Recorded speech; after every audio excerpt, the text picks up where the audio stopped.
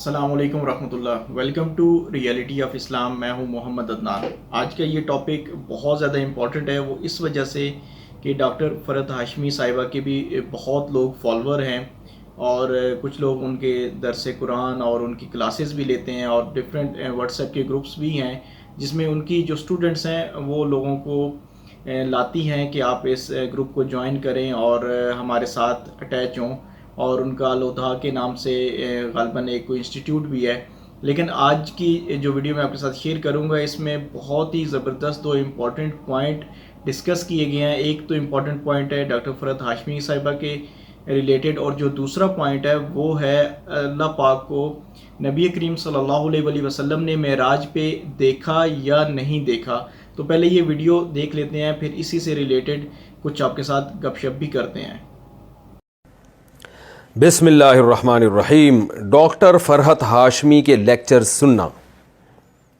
یہاں پر قرآن پاک کی تعلیم کا کوئی باقاعدہ ادارہ نہیں ہے۔ ڈاکٹر فرحت ہاشمی کی طالبات ہمیں واٹس ایپ گروپ پر قرآن پاک کی تعلیمات دیتی ہیں۔ کیا ڈاکٹر فرحت ہاشمی صاحبہ کے ترجمہ و تفسیر پر اعتماد کیا جا سکتا ہے یا نہیں؟ مسز عدیل اسپین سے۔ ڈاکٹر فرحت ہاشمی کے جب سے لیکچر شروع ہوئے ہیں الحمدللہ بہت ساری خواتین نے پردہ کیا ہے۔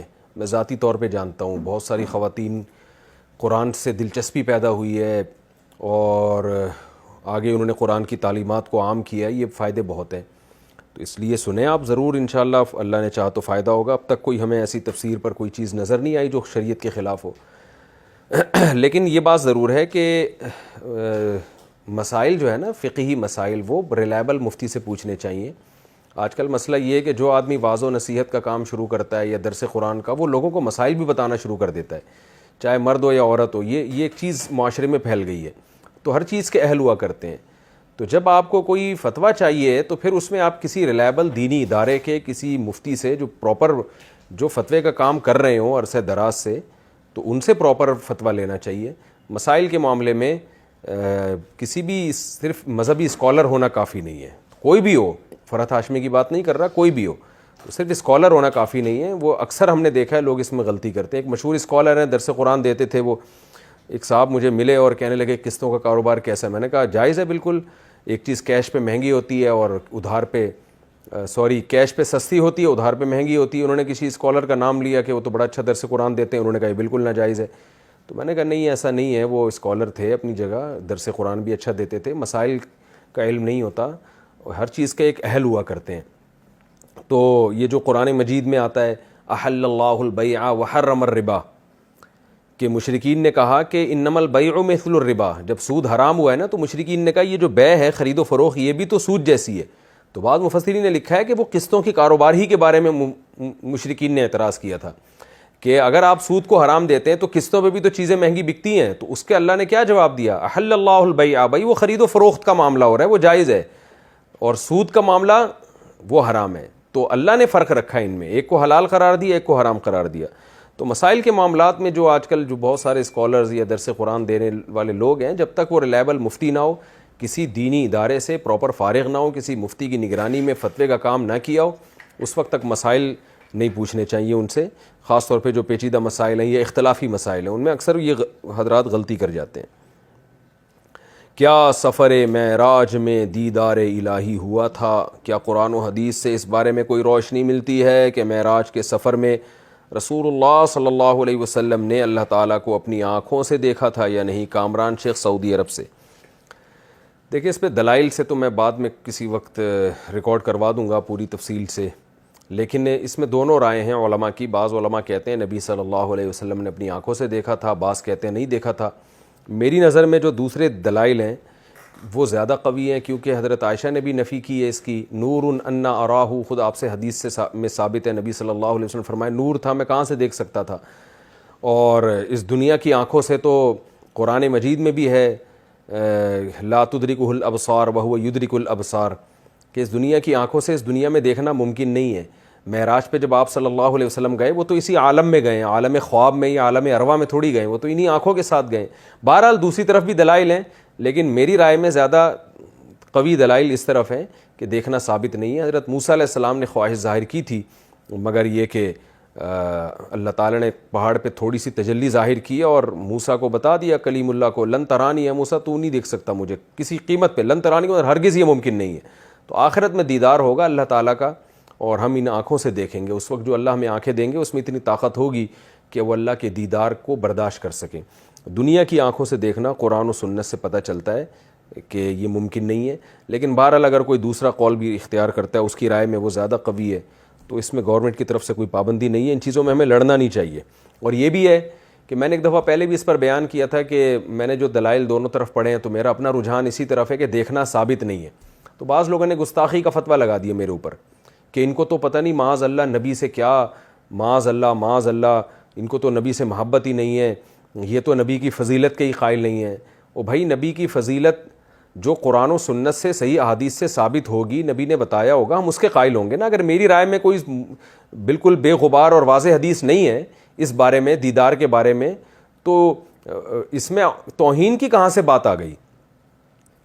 ہم نبی کی فضیلت کے قائل ہیں۔ سب سے بڑی فضیلت آپ کی، آپ اللہ کے پیغمبر ہیں، آپ اللہ کے رسول ہیں، آپ اللہ کے سفیر ہیں، اور ایسے سفیر کہ آپ صلی اللہ علیہ وسلم نے فرمایا لو کان موسیٰ حیا لما وسعہ الا اتباعی، آج موسیٰ بھی زندہ ہو جائیں تو مجھے فالو کیے بغیر نجات نہیں ہو سکتی ہے۔ کتنی بڑی فضیلت ہے۔ تو جو فضیلتیں ہمارے نبی کی ثابت ہیں وہ خود اتنی بڑی فضیلتیں ہیں کہ اس سے بعد اگر کوئی کسی ضعیف حدیث کی بیس پہ یا ایسی حدیث جو واضح نہیں ہے اس کی بیس پر اس روایت سے ثابت ہونے والے مضمون کا اگر کوئی انکار کر دیتا ہے تو اس سے پیغمبر کی توہین کا کوئی پہلو نہیں نکلتا۔ اس لیے ہمیں رسول اللہ صلی اللہ علیہ وسلم سے محبت ہے۔ آپ سرور کائنات ہیں، آپ سید الانبیاء ہیں، آپ تمام پیغمبروں میں سب سے افضل ہیں، اور سب سے بڑی بات، بعد از خدا بزرگ توئی قصہ مختصر، اللہ کے بعد اس کائنات میں سب سے بڑا مقام اگر کسی کا ہے تو سید الانبیاء حضرت محمد صلی اللہ علیہ وسلم کا ہے۔ تو یہ فضیلت ہے۔ تو اگر کوئی ان بیسس پہ انکار کرتا ہے کہ بھئی دیکھنا ثابت نہیں ہے تو کم از کم اس پہ توہین کے فتوے نہ لگایا کریں۔ ایسے تو کوئی خود سے بہت سارے فضائل گڑ کے بیان کرنا شروع کر دے اور جب علماء انکار کریں تو آپ ان پہ توہین کے فتوے لگا دیں، تو یہ تو پھر ایک تو شرعی حدود سے تجاوز ہو جائے گا۔ بہرحال مسئلہ اختلافی ہے، میں نے کہا کہ دوسری طرف بھی علماء کی رائے موجود ہے، تو اگر کوئی وہ رائے رکھتا ہے تو اس میں کوئی حرج نہیں ہے۔ جیسا کہ بھی آپ نے سنا، مفتی صاحب نے فرمایا کہ اگر قرآن کی کلاسز لی جائیں اور اس سے دین کا جو ہے شوق ہے وہ پیدا ہو، اور اس کے علاوہ پردہ کرنا اور یہ تمام چیزیں یہ ہوں تو ٹھیک ہیں، لیکن اگر اس تفسیر کے مد میں مسائل کو بیان کرنا انسان شروع کر دے تو پھر اس سے بہت سارا دین میں بگاڑ پیدا ہونا شروع ہو جاتا ہے، جس کا بہت سے لوگوں سے ہمیں بھی علم ہوا ہے کہ لوگ پھر بہت سارے مسائل میں الجھ جاتے ہیں۔ جیسا کہ ایک مسئلہ ہے کہ حیض میں عورت قرآن پڑھ سکتی ہے، اور جو قضا نمازیں ہیں ان کے متعلق۔ اس لیے اگر صرف قرآن کا ترجمہ کیا جائے اور سرسری سی جو اس کی تفسیر ہے وہ کی جائے، مسائل اور دوسری چیزوں کو ٹچ نہ کیا جائے، تو پھر اس میں کوئی مذائقہ نہیں ہے۔ اور جیسے دوسرا بیان ہوا کہ جو مسائل ہیں وہ خاص علماء سے ہی پوچھنے چاہیے، بالکل ایسا ہی ہے۔ مستند جتنے بھی علماء ہیں انہی سے ہی مسائل پوچھنے چاہیے۔ جیسا کہ ایک ڈاکٹر ہے تو نیم حکیم کے پاس کوئی بھی خود اور اپنے گھر والوں کو لے کے نہیں جاتا، بلکہ ایک اسپیشلسٹ ڈاکٹر کے پاس ہی ہر بندہ جانے کو ترجیح دیتا ہے۔ دوسرا جو ایک اور اختلافی مسئلہ بیان ہوا کہ معراج کے اوپر نبی کریم صلی اللہ علیہ وآلہ وسلم کو اللہ سبحانہ و تعالیٰ کی زیارت ہوئی یا نہیں ہوئی، تو اس میں اختلافی مسئلہ ہے، اور نہ ہی بروز قیامت اس کا سوال کیا جانا ہے ہم سے کہ آپ ہر ایک مسلمان سے کہ کیا آپ نے اس کے اوپر یقین رکھتے ہیں یا نہیں رکھتے۔ تو ہمیں زیادہ تر ان چیزوں کی طرف توجہ دینی چاہیے جس کا بروز قیامت ہم لوگوں سے سوال ہونا ہے۔ ہم لوگ اکثر جو واٹس ایپ کے گروپس وغیرہ ہیں یا سوشل میڈیا کے اوپر دیکھنے میں چیزیں آتی ہیں کہ لوگ زیادہ تر ان چیزوں کے اندر الجھے ہوئے ہیں جن کا ان سے کوئی تعلق اور واسطہ نہیں ہے، اور چھوٹی چھوٹی چیزوں کو لے کے اتنے زیادہ متشدد ہو جاتے ہیں جس کی حد نہیں ہے۔ تو اس قسم کے جتنے بھی سوال ہیں ان کو میرے خیال سے اتنا زیادہ اس کے اوپر سختی بھی نہیں کرنی چاہیے اور نہ ہی ان کی طرف جانا چاہیے۔ جس طرح مفتی طارق مسعود صاحب نے بھی فرمایا کہ اس میں دو قول ہیں، جو جس کو اختیار کر لے ٹھیک ہے، لیکن یہ اس کے اوپر کوئی عقیدہ نہیں ہے کہ اگر ہوا یا نہیں ہوا، اور دوسری بات یہ ہے کہ اس کے اوپر ایمان لانا بھی لازم نہیں ہے۔ تو ان قسم کے مسائل میں نہیں پڑھنا چاہیے، اپنے آپ کو ان چیزوں سے دور رکھنا چاہیے۔ اللہ سبحانہ و تعالی ہم سب کو صحیح راستے پہ چلنے والا اور صحیح دین کی سمجھ عطا فرمائے اور ہر قسم کے فتنے سے بچائے. اگر آپ کو ہماری یہ ویڈیو پسند آئے تو اپنے دوستوں کے ساتھ ضرور شیئر کریں. Thank you so much for watching our video. Please do not forget to like, comment, share and subscribe to Reality of Islam.